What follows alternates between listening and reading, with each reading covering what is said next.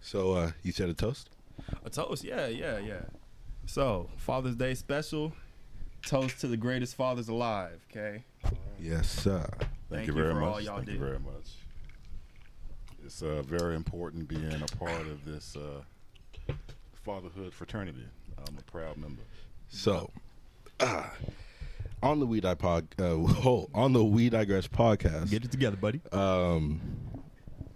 First, we're gonna start off by what's it called?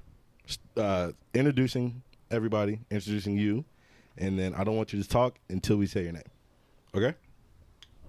All right. So, in 5, 4, 3, 2, welcome, girls and guys and gals, ladies and gents. This is the We Digress podcast coming to you every single Wednesday, 11 a.m. sharp. Today we have a great and honorable guest, special guest that has not graced the scene of Kendall's life publicly. Good cleanup. Yeah. I like that. Publicly. Yeah. This is the first for many. You get to acknowledge him to the people, to the people. This is the man who has made me who I am today, in every stretch of the word. Is that a good thing? That's a good thing. Is the man you are today a good person? Man, I like to say so. All right, well, introduce him to the people. So in the building today, we are at my pops' cribs, aka Eric Miller, aka Big E. Big E. How you feeling? Hello, everyone. I'm feeling pretty good. That man was like, that was the longest intro just to say my name ever. You didn't want your government out there, I bet. Nah, it's all good. Man just put y'all out there. I appreciate that gracious introduction. Thank you very much. Yeah, well, for sure. thank you. For sure. What's up, Pops? Happy Father's Day, by the way. Happy Father's Day. It is definitely like a day or two. 2 days? 2 days ago? 2 days ago. 2 Yeah, days sorry ago, for the right. belated. Yeah. Thank you for the Happy Father's Day salutations. That's awesome. For sure. You definitely deserve it. Kendall was right. He is a great man because of how you brought him. So before we get started on like the main podcast, I did want to share a story with y'all that happened to me today. Mm-hmm. Yeah, I just thought it was funny. Thought I wanted to, start off with that. So my apartment has a gym complex, right? Okay. And I go to the gym at that complex. And this workout that I did today was a transcendent experience. I talked about this earlier, but I feel like I have broken the meter and become a new human on a new class of level. I'm on a new level now. Why do you feel like that though? Like give an elaboration. So the workout, 3 rounds, 80 double unders, 40 dumbbell snatches, 40 double unders, 20 burpees, 3 rounds, right? Wow. And around round 1, halfway through round 1, I'm like, there's no way I'm finishing this. And I just keep moving forward. And I keep stretching on. You know what that means, though? What? That means you have heart. Like that's something people lack, I feel like, nowadays. But you just prove to yourself you have a lot of heart. Yeah. You're goal-oriented and you're determined, disciplined enough to get through your workout. You're breaking molds here. Building like character, man. Like, and you posted it on your story, I saw, man. That, I'm telling you, like I said before, that stuff is inspirational, dude. That's inspirational. So keep going, bro. Keep at that stuff. I appreciate you. Yeah, for sure. So while I did work out, afterwards I'm clearly beat. Like I'm clearly beat. And I'm walking home because I didn't drive. I walked, and I've got the music still playing in my ears. I'm feeling like a G. Like, honestly, I'm feeling like a G. And I've got the jump ropes over my head. So I'm like, I'm looking like a dude that just killed himself in a workout. Got the Rocky music playing in the background, bro, I mean, going hard, and I'm looking good. And I'm like, you know what? I'm taking the long way to the crib. I want people to see me, right? What? So I'm like, I'm taking the long way. Was the shirt on or off? Nah, I had a tank top on though. Okay. So the guns was exposed. Oh, for sure. Guns was out. You just couldn't get the chest. You Nah. They can't see the chest yet. They can't see the chest. But so I seated my car and I'm like, all right, cool. I'm gonna put my my jump rope in my car and I'm gonna be all good. But then I remember I also had syrup in the car because I forgot it when I was bringing in groceries. This story took a turn. Yeah. That's right. It's taking a turn. So I remember I have groceries. So I grabbed the syrup and instantly I noticed that this has turned into a sad fat guy story. Of a guy with no car who just walked to the Kroger's and he's sweating with a bottle of syrup in his hand. Oh, so that's where this story's going. Yes. Okay, so you went from a determined workout to nothing. Yeah, like looking like a homeless man with some syrup walking to Kroger. Bro, like I straight up didn't have a car, so I'm sweating. It's in Texas. In the Texas heat, I'm walking home with a bottle of syrup, and as I turn the corner, I see one of the hottest chicks in the apartment complex. You know, there's a way you can. First of all, did you try to shoot your shot? Yes or no? I was too embarrassed. I was sweating so hard. Listen. And I had a bottle of syrup. It looked like I just walked to get syrup. The greatest. I couldn't do it. The greatest men can turn even that scenario into a W and get the chick's number. I folded. I folded. All you had to do was just play your cards right, man. I folded. You be like, I got the syrup. I folded. I got the Legos. I got the Eggo waffles. You know what I'm saying? let me treat you to a morning breakfast. I don't know. You could have made that work in your favor somehow, brother. Yeah, I could have, but well, Pops. You couldn't he have made that work? He could have made that work. Sometimes that's the best time to shoot your shot. In the most inconvenient times, right? I don't know. I wasn't in my. I should have kept the jump rope around my neck, probably, but still, it was too bad a look. I can understand your apprehension. You may not have felt as confident or as positive with the profuse sweating and man. So back in your day, what was your approach when you was pulling up on somebody? See a good looking female. Like what did you have a game plan, or was everyone different? Every single. I guess the best way to, I don't know, thinking back on my day is see if you can get some eye contact. Eye contact? Yeah. I've been hearing eye contact is very important. Bro, a lot is said with no words at all. Okay? A lot is said with no words, okay? You show assertiveness when you can establish that eye contact. I can see what you're saying. Yeah. Okay? Yeah, you need to have a little eye contact. You know, the initial interest, because men are always visual. We go after what if it's visually appealing, then 9 times out of 10 we're gonna try to shoot our shot. Yeah, doesn't always work out the best way, but nobody told me about the success rate, man. The success rate is tough out here, man. It's an unspoken stat. It's more, the odds are not stacked in our favor as men trying to. I was out here thinking I was getting sold like one ticket. Nope. Like that one was the home run. Nope. I'm out here batting a 2.3. Shoot. What? What? I don't quite understand the analogy. I'm hitting low numbers out here. I'm averaging low numbers. Well, bro, it's because you're not seizing your moment. Even with the sweat, profuse sweat, like Biggie said, and the syrup, without any waffles, you still could have made some shake. You know what I'm saying? Like you could have got the number.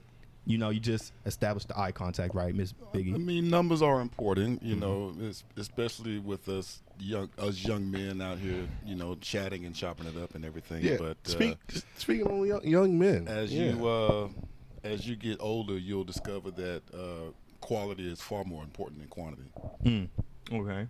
So I mean, in your day, was it more looking for qualities in people, even though you were still young and everything? You wanted more than just the attraction, the physical attraction, Yeah, quality was always an important factor in my book. I can't speak for everyone, but yeah, quality was and still is a huge factor in regards to picking a significant other. Yeah, I mean, so You know, I don't necessarily consider myself an intellect, but you know, I need to be able to converse with somebody that can stimulate my mind. For sure, I can 100%. I cannot agree more. Like the philosophical, profound conversations that you can get from your significant other, that just speaks way more volume than just anything a physical attraction can offer. You know, Right. And I just feel as if that's kind of, you don't get to see that often anymore. You know, more people are more about, you know, just the superficial things. Right. And it's just really hard to find somebody who has more meaning or deeper meaning to them and to the relationship in this day and age, I feel, you know? Yeah. Well, you have to come to the realization that you can't change anybody. If you enter into a relationship trying to change that woman into what you want her to be, when you talk about numbers and percentages, it's about 100% chance that it's not going to work out in your favor. That's So is that a fact of learning to settle, or one should never settle? Yeah. So then if you can't change anyone, but you shouldn't settle, you learn what you are willing to accept in a significant other, because 100%. Yeah, it's all about what you're willing to accept with that woman. You can't change them, they can't change you. That's where the compromise and the I have to see this for what it is. If this isn't a person that I feel like I can be with, I have to walk away. You know what I'm saying? right? The only person that you have control in terms of changing is yourself. Right. So just like working out, that was a breakthrough moment for you. So you continue to celebrate those milestones, celebrate those victories, and continue to work on yourself. And as time goes by, someone will walk into your life that can honor and respect those changes. They respect you as a person. Mm-hmm. So you should never discount what your standards are. So you set your standards high, and then go on a journey. The journey's fun. For sure. So how old are you? Okay. 51. So as a 51-year-old, what's the dating pool like? Like what has changed from dating in your 20s to dating in your 50s? It's still hard out there for a pimp. Still speak on it, man. Speak on it. Still hard out there for it? I drink to that one. It don't ever change. Say it don't ever change. It only gets what? The tactics get different. How about that? Yeah. The stress is the same, just different tactics. Y'all just got to be home by 6. Well, I would say now, looking back over the years, I've been through a marriage. I've been through many girlfriends and raising children, all of that. I could say now things have changed, significantly, because women are more empowered now. So you'll find now that women are the breadwinners, and women are significantly making more money than men. So when it comes to dating, you have to work on yourself so that you are bringing something to the table. Right. And that's vice versa. You don't pick a woman that don't have anything to bring to the table, because that's just going to make your life difficult. Yeah. Right. So it seems like women in this day and age, they are having more things going for themselves without a significant other. So, So, as we get older and we all start getting into the workforce and they are already established themselves, us as men, I feel like we will have to have more than just the financial means to offer a woman in regards to becoming their companion. They already have that. Being open to your emotional side. Well, being able to, romance and express the little things. Yeah, in like vulnerability. Yeah. Because if they can make their own money, then there's no reason that money keeps her around. Right. So you just have to have like that connection. Yeah, you got to be able to understand her most of the times. Well, maybe it also goes into like ambition. You know, most people, yes, anybody can make a certain amount of money if willing or determined, but what's your ambition in life nowadays? I also feel like that can play a factor into if they are as interested in you as you are to them. I don't know. I don't see what ambition is besides just going to work every day.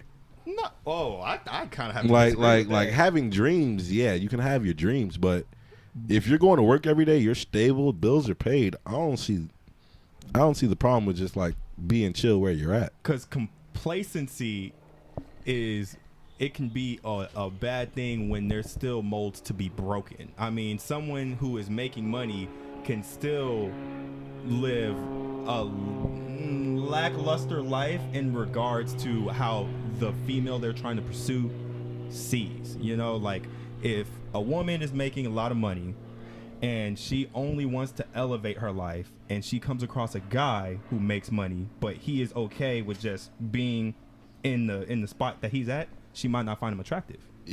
But that's security right there. If you've got your money and now you're just living the life, you know? That looks like the ultimate security to me. Well, I mean, you know, you said something in terms of complacency. You know, complacency might feel good in the short term because, you know, I can relax, I can chill, as you so eloquently put it. But complacency will come back and bite you in the long run. Because while you spend all that time relaxing and chilling and chasing the girls, you know, life goes in stages. There'll be a stage you'll be like, I should have been on my game 5 years ago. I would have been 5 years further down the road. You know, and that way, you should never become complacent because somebody can pull the rug right from underneath you. Right. And then you find yourself in a situation where, man, I got to go back to square one and start all over again. Right.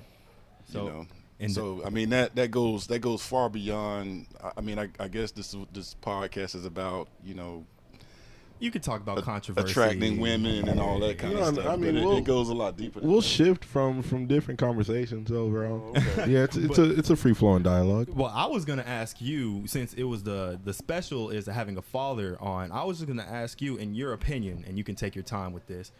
What is the hardest thing about raising a child as a father? You know.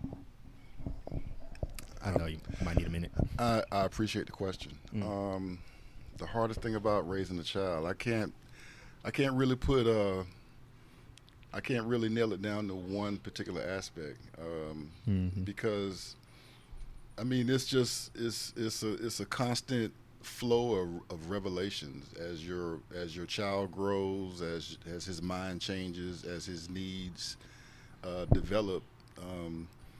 I think the hardest part of raising a child is adaptability, because you have to adapt to those things.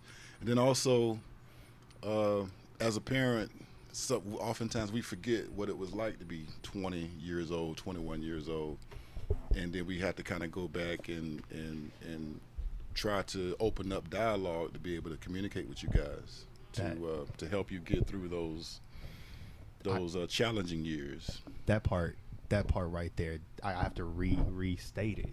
He said, oftentimes parents can forget what it's like to be 21 or our age. That, I don't know why that resonates with me so well. I feel like, I don't know, I feel like that is encompassed in my life too. Sometimes I just feel like my parents forget, like I'm young, I want to experience the world. I'm growing and everything like that. Although they are fantastic parents, but I just really like how you said that. You know, that hit home for me. It happens across multiple generations because, you know, I'll get mad at a 5-year-old all the live long, and I'm like, why do you have so much energy? But you know, I forget when I was 5. It's like, hey man, I'm just out here. I'm trying to play. Right. Yeah, for sure. So it seems like as we evolve, as our brains grow, it forgets it forgets its past self. Like it sheds a whole new skin.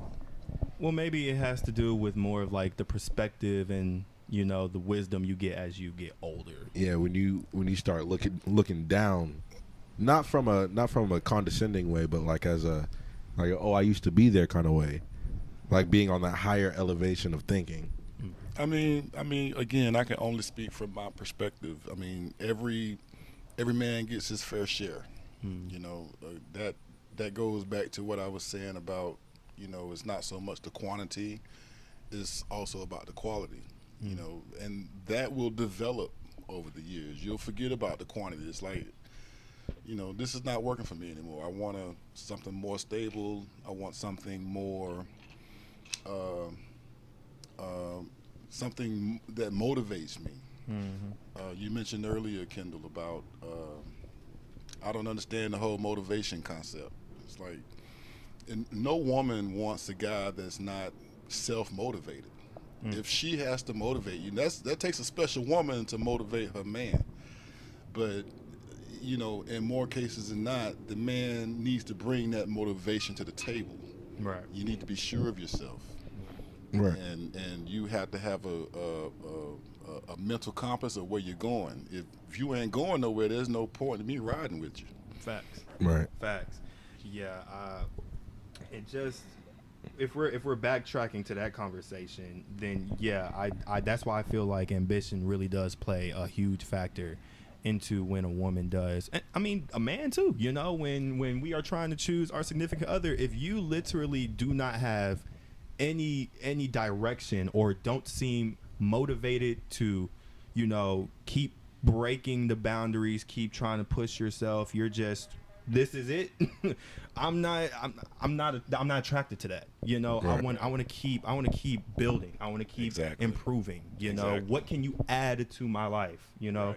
That kind of thing. Best believe that I have ambitions. Okay, I want that to be known. Put that in there, bro. Like I have ambitions, but yeah. I'm more talking about like when those ambitions are met. Say you have a dream job, right? Mm-hmm. You get the dream job. Like there's. Like I did it. Well, I work my dream job until I retire, and then I live off my stock portfolio. Sure, I mean, and that's a reality. But are you saying that's the limit? Like you can't accomplish anything else? Yeah, you have your dream job. Cool, Well, I mean, ambitions as in like, do I want to go skydiving? Yeah, no. Of course I want to go skydiving. What ambition are you talking about? Are you talking about like? Well, you've established the dream economically speaking, but what about the world? Like you have X amount of money, you have your career. Okay, let's think more about what we can do in regards to helping other means, like the world or people outside of your equation, and that also can be a sign of attraction to a woman. It's like, oh, okay, he has everything going for him, cool. And now he's finding different ways to help other people. It's just like you keep pushing yourself to do more than what you set yourself, what the boundary you set yourself at. Like. Okay, yeah. I get what you're saying, but I'm just giving you a scenario where you can still break molds even though you feel like you've reached your limit. Because I mean, opportunity is endless. Right. And you just keep striving for better because you essentially will never get the best. You know what I mean? So yeah, I mean it's almost like chasing the horizon. You'll never get there. I mean that's life. You're never gonna get there. But there's always better. How you live your life while you chasing the so-called horizon. That's the fun of it. That's the journey. The adventure. Yeah, and that adventure changes over the years. I mean, you don't know who you're gonna meet, and that person might be on the business tip. They want a successful business. They want to create ownership. Mm-hmm. Oh, y'all couldn't hear me? Well, we could hear you, but you was getting quiet. You was getting quiet. Yeah. Man was sorry. I'm not used to holding the mic up. Yeah, I mean, imitate. Omar. No, I said Rakim. Don't know who that is, but I'm assuming he holds a mic. So You don't know who Rakim is. Rakim, no. Is it Eric B. Rakim? Rob B. Eric B. and Rakim. Eric B. and Rakim. That's like a god MC. Yeah, a it's god like MC. Yeah. Basically the greatest rapper of all time before Eminem, kinda. You think Eminem's debatable? Yeah. Debatable. But the greatest of all, the GOAT before Eminem became the GOAT. I'll say that. Eminem's the GOAT? Yes. What are you talking about? Eminem go hard, but he's the GOAT. Eminem is the greatest. Who is the GOAT then? I didn't think about who is the GOAT or the greatest rapper, but Eminem? Yes. Eminem is the greatest rapper of all time. I don't know. What are y'all talking about? I don't know. He has bars and he says something. Don't say he's got bars like he's some SoundCloud rapper. No, that's Eminem. He is a good rapper. He's a great rapper. But I'm just saying, like, if I would need like a moment to think who I would probably pick over Eminem, because I listen to more J. Cole. We have time. I listen to more J. Cole than I do Eminem. I ain't gonna lie to you. And J. Cole says something in every song. Yeah. J. Cole's got credibility, bro. But Eminem's got legacy. J. Cole gonna have legacy, bro. Gonna have. Dude, Not does. How many albums has J. Cole released? Like four. Exactly. Eminem has released a like lot. 7, 8. A lot. Yeah. So I mean, like, let my man come out with some more fire, and then let's compare it. Yes. I'm saying Eminem right now is the current living GOAT. But even now, I still only listen more to J. Cole. Okay, I will accept GOATs. Who's your GOAT? Greatest of all time? J. Cole? J. Cole. Rakim. Now I need you to state your claim. He stated his claim. You state your claim. So my man Jason over here, he said he's never heard of Rakim. Okay, yeah, explain. I mean, understandable. I mean, Rakim was 19 years old, and he was spitting fire, absolute fire. At 19, he's from Wyandanch, New York, and I used to ride the train through Wyandanch back when I lived in New York about 10 years ago. But anyway, since you don't know Rakim, I invite you to dig into the crates. And there's a get to the archives. there's an album called Paid in Full, and I invite you to listen to. There's a cut called As the Rhyme Goes On, and there are so many soliloquies and so much wordplay in that song. He'll say something like.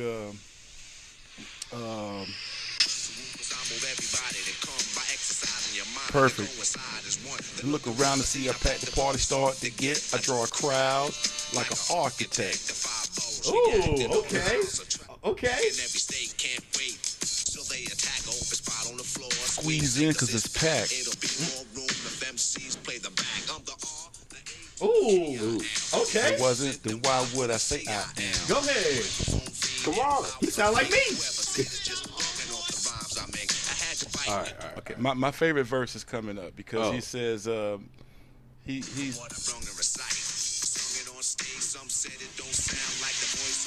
How much farther we got? It's coming up pretty quickly.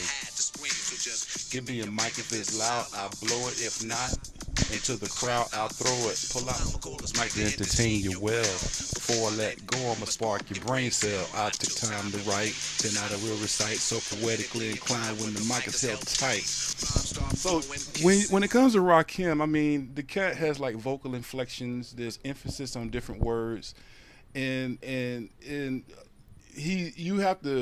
puts you in a place. He puts you on he's on stage. He puts you in this small venue, and he alludes to people falling deep into the rhyme, and the rhyme is so deep that they pass out. And he says, "Bring them to the front, because my rhyme is the oxygen." His rhyme is the only thing that can revive you. I strongly advise you to dig into the crates and check out that. That's the first CD I bought. I bought that CD in 1987. Oh shit! I've had that. That was my first CD. You guys don't even listen to CDs anymore. Nope. That was my first. Nope. That was my first CD, and I still have it. All these years. That is a classic. Okay. So when you start talking about goats and Mount Rushmore thing, From my generation, that would be Rakim. It would be Nas. It would be Tupac. It would be Biggie. Yeah. And probably Snoop Dogg. Snoop Doggy Dogg's in your top 5? Snoop got rhymes, dog. Oh, shoot. I'm not even gonna lie. I haven't listened to much of Snoop Dogg's music. D-O-double-G? I haven't listened to much. Like, if you ask me to recite a lyric by him, I'd probably be like, La da da da da. No, bro. I'd be like, Man. crickets. You gotta, dude. you gotta get up on your Uncle Snoop, Doggy dog. Dog and the Doggy Dog crew. Yeah, like, you know. You gotta get up on your D-O-double-G knowledge, bro. I mean, it is what it is. You know what I'm saying? I'm in a phase right now where I'm just listening to Pop Smoke. That's Hey. the phase. That's the phase I'm in right now, bro. I mean, bro. Yeah. So Pop Smoke is one of the greatest. How? No, I'm just kidding. I was about to say, like, how? No, I'm just kidding. No. But guys, we're gonna take a quick break, real quick. Real quick. We'll be like good. like we're back now. How you like that straight bourbon, brother? You know, it's pretty good. I think my taste in alcohol has definitely been refined because before I could not get this stuff down at all. Well, you know, the key to that is don't buy cheap liquor. If it's in a plastic bottle, leave it right where it's at. Why is that? What is cheap liquor? And Cheap liquor is anything that's in a plastic bottle. That's rock gut. really? Rock Yeah. gut. Yeah, you Rock know, gut. It makes you queasy or something like that. it'll make you wish that death would come sooner than later. Really? Have I had a? No, Okay, all right, good. I don't. Have you bro. drank? On your 21st, you had Class A Azul. You have not had Rock gut. Bro, my 21st. I had it. I had it all, man. You've definitely Oh. been pampered when it comes to your drinking experience. I had good people around me. What can I say? You had good people around you with good I taste. mean, have you drank anything called McCormick's? No. Like whatever I drink, that's what he basically. Not necessarily. Oh, please. McCormick's. Yeah. I actually kind of want to say yes. That does sound really familiar. McCormick's makes rum, they make whiskey, Yeah. and they make vodka. Those are your well drinks. That's what's at the bottom of the bar. Mm-hmm. Don't get what's down there by the sink. Get what's on the shelf. Top shelf. But I thought that stuff like aged doesn't. No. It's Okay. just cheaply made. Oh, okay. Yeah, it hasn't been. It hasn't gone through the process as much. Okay. Yeah. So I mean, does it also have a better, or like the good stuff? Does it also have a better effect, or is it just tasting and going down smoother? The good stuff won't leave you with a hangover. Yeah. And It's a lot cleaner. I've had some terrible ones in my day. My mom gave me moonshine. Oh yeah. Yeah. After one like drink, it put me to sleep every time. Like I couldn't even enjoy it. Just put me to sleep every time. Yeah. You've been blessed, brother. 'Cause Man. moonshine. I've only heard of it. I've only heard of it. It's what they use to burn the warts off the donkeys. My, I thought I left that to folk tale, dude. I never thought I'd get to be near one. You were the closest thing I've ever gotten moonshine. Matter of fact, actually, tell me about your pops. What did he drink? Oh, my dad. Yeah. My dad. My jump. So Pops' job? So you know that's an interesting story. My brothers used to have to go get my dad from the liquor store. Oh, really? Not the liquor store. It used to be a place back home we used to call the Glass House. Okay.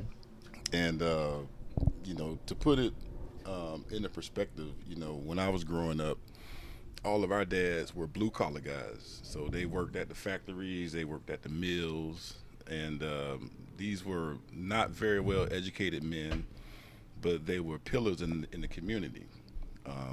You know, they were in church. You know, you know, in our little small community, all of the dads, they looked out for everybody's children.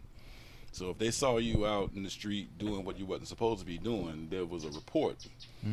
And that dad, he could have been your next door neighbor. He had the authority to check you. What? Really? I mean, did he know you on that basis though?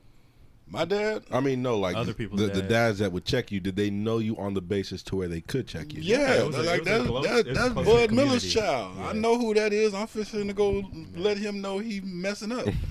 So, yeah, I mean, they had a responsibility. But, you know, specifically to your question, my dad was a beer drinker. And he used to, you know, we're Millers, and so he used to drink Miller High Life. Right. That was my first beer when we went fishing. And How old were you? well, my dad died when I was 10 years old. So between the years of 1969 and 1979 is all the time I got to spend with my dad. Sorry to hear that. I mean, you know, that's providence. I had nothing to do with that. You know, the time I got was the time I was supposed to get. You know, and I got a lot in them 10 years. Yeah, that's very well said. So your dad, y'all would go fishing often, and he would just, you know, toss you a beer every now and then, or would he let you sip on it, or would you like? No, I got to drink a whole beer. Where them days go? Wait a minute, Pops, come on I got now. to drink a whole beer, man. You know, those men were men back then. You know? Man, You drinking the beer in like in the deep brush in the backwoods? Well, yeah. I mean, you know, it wasn't like here where we can just drive out and go fishing. I mean, we had to walk a quarter mile across a cornfield and then walk another quarter mile through some woods and bushes, and we used cane poles. You know what a cane pole is? cane pole. You know what sugar cane is, right? Yeah. So sugar cane grows on a stalk. Mm-hmm. And after they get the leaves and stuff off of it, you can use, or actually it's bamboo. It's a bamboo pole. Mm. And, I mean, it's just a wooden pole with some string on it, and you just flick it out there into the water. Oh, I know what you're talking about. Yeah. Okay. That's a cane pole. Honestly, Yeah. I know you painted one interminable picture there, but sounds kind of fun. I think I'd like to try that. You said walk through cornfields, walk through a forest of sorts. This is a rough forest, dog. I mean, I understand, but as far This as is the 70s, as bro. far as experiences go, I think I'd be down. There's cottonmouth snakes up in there. Yeah, they're cottonmouth snakes. There's gators. Gators. Snapping turtles. Gators. Man, watch your step. Watch your step, Man, listen. that's coming from a Yeah. that sounds like it's coming from a person that does not know. I've been sheltered my entire life, okay? It's time for me to get some hair on my back. It's time for me to get some pep in my step, and I want to experience more than the suburban life, all right? That's just me, okay? Well, first of all, hair on your back is not sexy. Well, I don't. But I'll be the only one who knows that's there, okay? They won't know it's there. I will, okay? I'll shave it when I'm about to go swimming. Be like, I'm sexy in public, but in private, I'm a forced man. Okay, so let's build that list then. What up? You want to get more experiences. You want hair on your chest. Mm-hmm. What's one thing you want to do that would build hair on your chest? Go camping. Go camping. I'm not talking about like, oh, we're out like where there's, you know, a cabin or there's people in close proximity. I'm talking about like we're in the woods. We fish if we want to eat. We build our own fire. I want to know survival skills. I talked to this with Shelly, and she was like, no, you don't need to know anything about that. It's pointless. You need to know. You need to know. Exactly. Apocalypse is right around the corner. We survived. Right around the corner, too. Bro, COVID, all this. We are at the precipice. I need to know of something great. If I can't build a fire, it's wraps for me. If I don't, I can't build a fire, bro. No cap. You need to go camping. Let's put some hair on our chest, man. Let's put some hair on my chest. Can I get some concurrence? Man, I've been getting eat up by flies for the past 38 minutes. See, and I'm about ready to call it. I don't think I can do it. Am I allowed to cuss at your house? You are not allowed to curse in my presence. Although I understand it's a little bit disrespectful. So let's keep it professional. Of course. This is a PG podcast. PG. Let's keep it black. I think we've been doing pretty well. This is a PG podcast, folks. You can't say what you're gonna say, haha. Childish. You can't either. Yeah. But I knew that. I didn't test that theory. And I asked. That's not a question I needed an answer. I asked because I didn't want to be disrespectful. All right, that's why. But you know what I'm thinking. Hey, look, man. I'm not gonna hold you. You sound like a baby back. Insert label here. I'm not gonna hold you. These flies suck. Is that your way of wrapping up this podcast? Nah. We still got like 5 more minutes. I was We can about do to 5 say, more minutes. But yeah, just to bring it all the way full circle, Actually, I'm gonna see if you two can guess what I'm about to say. All the way full circle, the beginning of the podcast. We've digressed so much since then. I forgot what we were talking about. The digression. So is like a summary of everything we talked about? Kinda just wanted to reiterate the opening dialogue. In all discretion, we mean that. Well, I want to see if y'all can guess. But anyway, I just wanted to say once again, special shout out to all the fathers that have stuck by your family, done right by your family, and just really wanted to. Or I really wanted to give a special accolades to all of y'all. And Mr. Miller, you have raised one heck of a child, one heck of a son. He's my best friend, my brother, and I don't think he would be anything less if it wasn't for you. So wow, that means a lot. Yeah, for sure. I used to tell Kendall, and it's funny because I forget it now. I gave him the 5 tools to what a real man is. I was just about to talk about that. I don't know if he remembers. I was just about to talk about that. Ever since he came out the hole, I'm like, this is okay. It's literally a hole. I mean, yeah. Okay. I don't want to talk about my birth. Well. Okay. Okay. I mean, so I'm gonna pass the mic to you. Do you remember the 5 things? Because I think I forget it sometimes.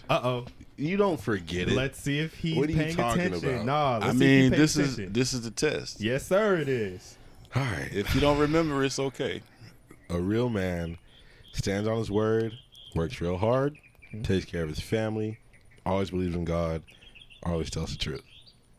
That's the 5. I think you said telling the truth twice. No. You didn't? No. Because I said stand on my word and then always tells the truth. I always thought that was redundant too.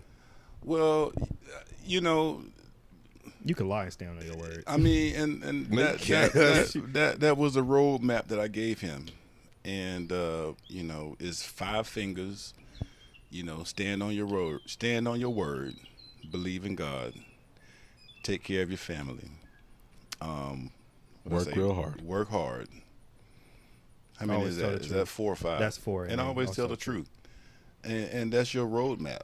And you take that roadmap and you put it in your back pocket. Yeah. Wow. And down the road, you're gonna come across some experiences that you may have brought upon yourself, and you might run across some experiences that came to you. And at that point, you can take that roadmap out your back pocket, and you can look at it. Mm-hmm. And out of these 5 things, what is it that I'm not doing? If I'm eating good and my family's starving, that's a problem. Right. If I got on good clothes and my family is in rags, that's a problem. If I'm not working and because you're destined, your job is to be a provider. Right. First and foremost, you must provide. You must protect your family. That's the role of a man. And you can always go back and reach in your back pocket and pull out that roadmap and do a self-check. And if I'm coming up short on any of those 5 things, I need to go back and I need to reevaluate, and I need to put myself back in check. And that's the whole point of those 5 things that I've been giving you since you were a baby. I've given you those things, and I stand by them, and that's what holds me to account.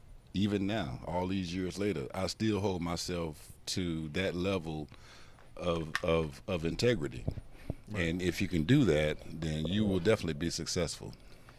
Right. And honestly, it has paid off. He is definitely, I would say, he's a man. You know, he not taking care of his family, but unless you catch your family. No, Freya good. Freya eating. For sure. Freya eating. Okay, for sure. Well then, yes, like those qualities definitely got instilled in you. So very wise words that have been said today. I'm just gonna go ahead and say one more toast for the road, fellas. Okay, for sure. This has been a great podcast. I appreciate all of y'all. Okay, for the road, guys. I feel honored to be invited to this podcast. I didn't want to sound too fatherly. You did great. But if I did, I hope I was able to inspire my son and my nephew. Appreciate it. And these guys, I'm extremely proud. I'm extremely lucky to be in their presence this afternoon. Words cannot express the love and the affection and the amount of pride that I have for these two gentlemen sitting next to me, and it has been indeed my privilege. Thank you very much. Thank you. So this has been one for everyone who needs a dad to talk to today. For sure. If you didn't have one, use us as your portal, or say to the table around us. For sure. Because this has been the We Digress podcast. I am your boy Kennycoo from the East Side. You already know it's boy J Cubs taking the dubs. And we have my father one last time. Say who you is. They call me Big E. We're out of here. Over and out.